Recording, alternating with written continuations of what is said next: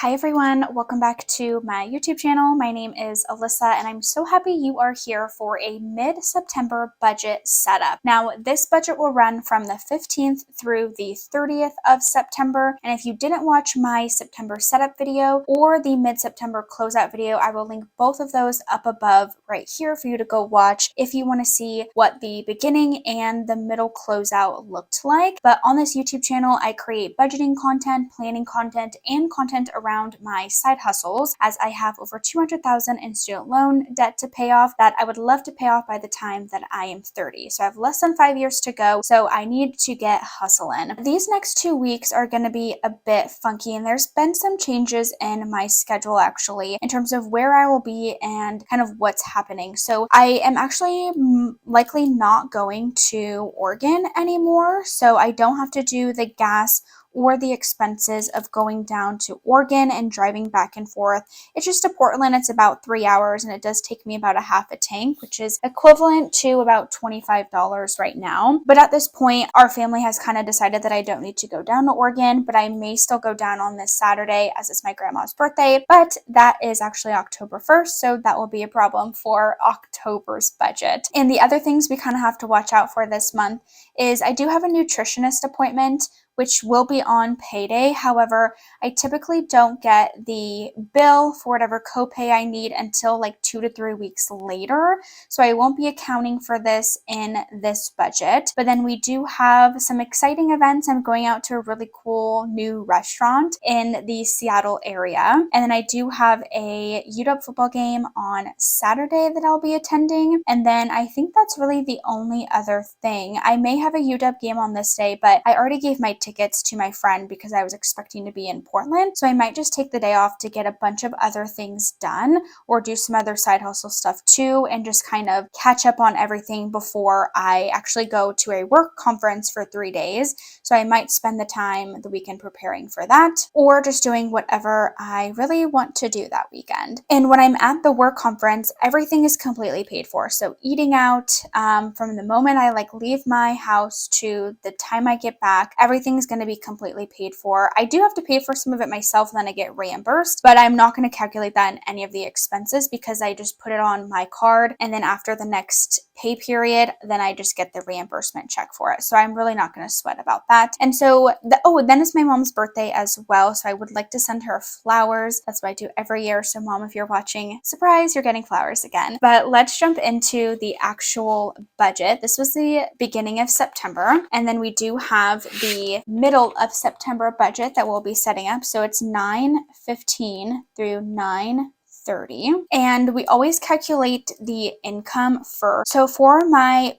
paycheck that I receive the same base pay every time, so it is $16.52, and then I am expecting some refunds and paybacks. If you guys remember a couple weeks ago, I had mentioned in a video that I was fighting with 24 Hour Fitness because they charged me my membership fee, even though I thought I had canceled and hadn't stepped foot in there for months. Finally got a hold of somebody, and they did process my refund in full. So I'm expecting that back. And then I have some other things I'm expecting back too. So I'm going to budget about $100 in terms of income for that. And then I don't anticipate any savings to be used these 2 weeks, so I'm just going to write $0. And then for the total income, then we'll have $16.52 plus 100. I probably could have just done that math myself, which I'm going to have to because I didn't calculate it correctly. So $17.52. Now for the bills, let me grab my bare bones budget worksheet. So this is how I monitor all of my bills. We have this at the beginning of the month, which is rent, my Alaska card, my Bank of America card, and the electricity. And then for the second half of the month, we have rent, electric again, Spotify, LA Fitness, my Discover card, and then pet and life insurance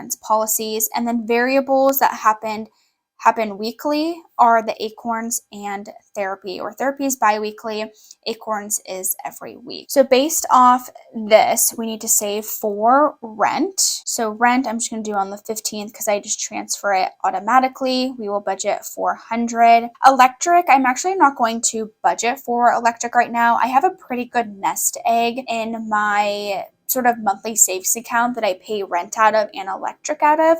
So I'm just going to save myself the $50 and put it towards something else. And then we do have Spotify, which is $10, and that is on the 16th. And then we have LA Fitness. Now this goes on my Alaska card. I'm going to work to change that so it comes out of my checking account, but that is due on the 24th, and I will just pay kind of the same amount towards my Alaska card, but I won't count it as debt. And then we have my Discover, which will actually go over here. I prefer to separate out the debt. And then we have pet insurance. I'm going to write this separately. Pet insurance. And then life insurance. So for pet insurance, that is due on the 30th. It might come out on the 1st, which would then be October's budget. But in case it does come out on the 30th, that's the day that I did it. I'm going to make sure I calculate it here. So pet insurance is $37.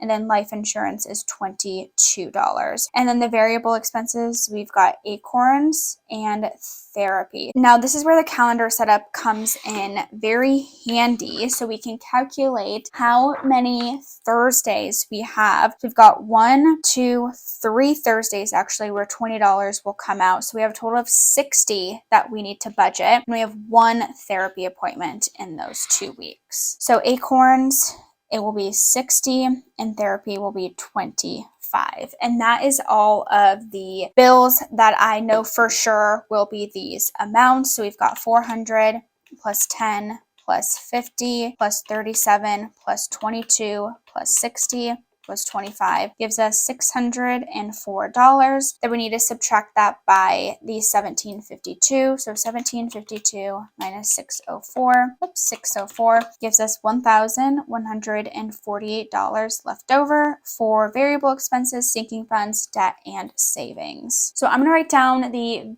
budget categories that I use for the variable expenses, and then we'll hop back together and write this all out. Okay, so for the grocery budget, I am going to budget $100 for groceries.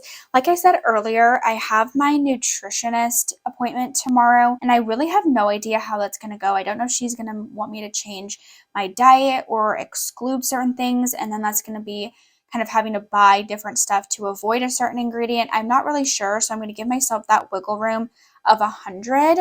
I have so much food. I don't really need anything, maybe like bread, some lunch meat, like veggies, things like that, but I don't need a whole new pantry, or I don't need to fill up my freezer or anything. So this will allow me, if I do need to make some dietary changes, it'll give me that room in the budget. Eating out, because I have kind of just a busy next couple of weeks with the girls' night out on Friday. It is a nicer restaurant, so I'm anticipating that bill to be between about $50 and $70. So whatever that is, take that away from my typical eating out budget. I'm going to put the 120 for myself. Gas and car, we're going to leave at 100.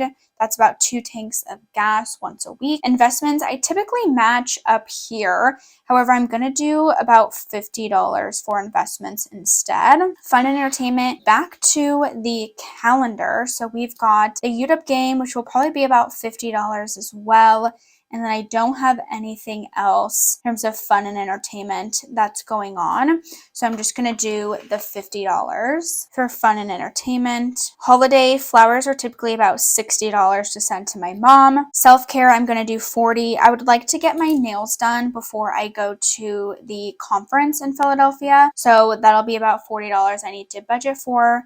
Miscellaneous is going to be about $50. And then I don't anticipate any like travel or pet needs these 2 weeks. So we add that all up, we've got 100 plus 120 plus 100 plus 50 plus 50 plus 60 plus 40 plus 50 gives us $570 in total expenses for the variable expenses. And then we need to subtract that from the 1,148. So 1,148 minus 570 gives us 578. Now, before we go too far, I do have to make a payment to my Discover card. I bought a new TV and I put it on the Discover card. So that is $225 that I owe. And then I also have my Alaska Airlines credit card that I would like to pay $100 towards. So if I minus the $225 minus the $100, gives us $253 for sinking funds, essentially. I will wait to do, obviously, these calculations here, but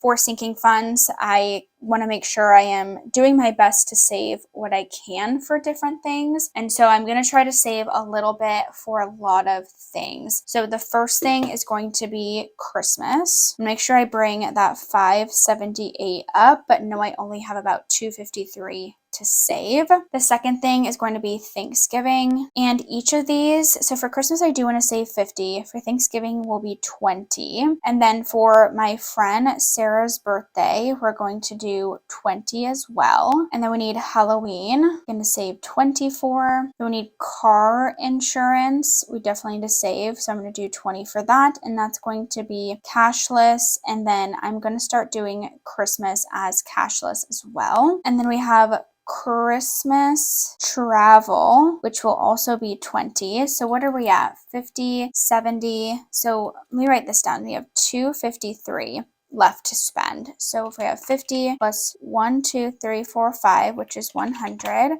So 150 minus 253 gives us $103 left. And then I need to save, I have a new sinking fund for Costco. So I'd like to save $20 for that. I don't know where I wrote it far down. And then I'm going to do my student loan, and then for a house. And then the last thing is for my emergency fund. So then for student loan, I want to do probably 50.